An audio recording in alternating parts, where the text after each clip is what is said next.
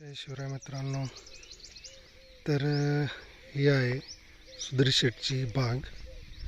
तर आत्ता आपण बघूया, डाळिंबाची बाग आहे आणि हे असं डाळिंब तयार झालं आहे. ओके, आता याला पेपर लावला आहे त्यांनी. ओके, तर आता काही कच्चे आहे अजून. डाळिंबाच्या बागामध्ये फवारणी चालू आहे.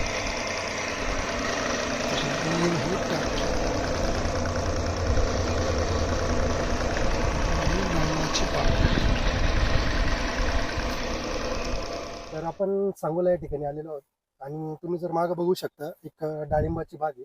तर त्या डाळिंबाच्या बागेविषयी आपण माहिती आयबू यांच्याकडून घेऊया.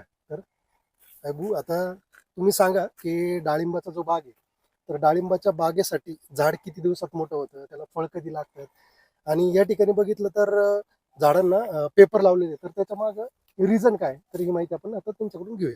तर आता सांगा. डाळिंबाची झाडे लावल्यापासून फळे धरेपर्यंत 1 वर्षाचा कालावधी लागतो. डाळिंब हे 6 महिन्याचे पीक आहे. सध्या हे 3 वर्षाची झाडं आहेत. नॉर्मल बोललं डाळिंबाला सध्या पेपर आपण लावून घेतलेला आहे. पेपर यासाठी लावलेला आहे की डाळिंबाला उंचटा वगैरे येऊ नये, यासाठी आपण पेपर लावलेला आहे. पेपर लावल्यामुळे डाळिंबाला चमक व शायनिंग येते. जसं की आता पेपर लावलाय, तरी हे पेपर लावल्यानंतर पेपर काढून घेतलेले असं साईज झालेलं आहे. असं डाळिंबाला शायनिंग कलर वगैरे जोरात येतोय. म्हणजे त्यांचं काय म्हणणं आहे की ज्या वेळेस पेपर जर लावला, तर पेपर लावल्यानंतर काय होतं की पूर्ण क्लीन आहे. बघा, हे चट्टे जे आहे ना, हे चट्टे येत नाही. ओके, आता हे नॉर्मल याला आलेलं आहे. हे पेपर वगैरे त्याचा निघून पडल्यावर तसं होतं ना. तर डाळिंबाला आपण किती वेळेस फवारणी करायला पाहिजे, नाही काय? सध्या डाळिंबाला वातावरण खराब असल्यामुळे 1-4 दिवसाला स्प्रे पडत आहे. सध्या या बागेतून आपल्याला 10 टन माल निघण्याची शक्यता आहे.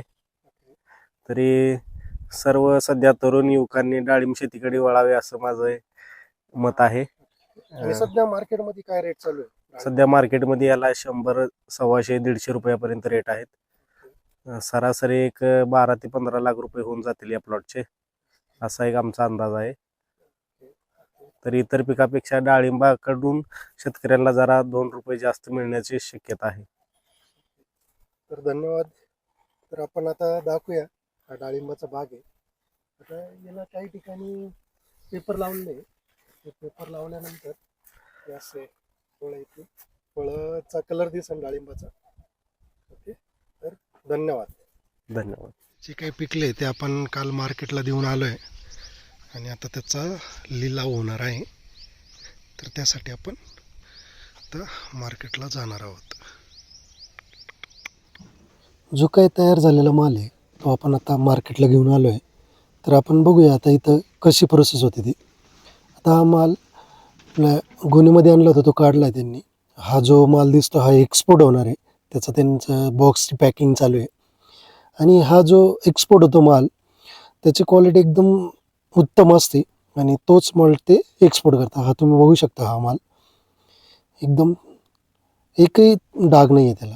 आणि आता जो आपण माल आणला आहे रेडी झालेला, तर त्याची छाटणी चालू आहे आता. त्या अकॉर्डिंगली आपल्याला त्याचा भाव भेटणार आहे. आणि इथं वेट केलं जाते आणि वेट केल्यानंतर त्या मालकाचं नाव आणि ते किती वेट झालं ते त्याच्यावरती मेन्शन केलं जाते.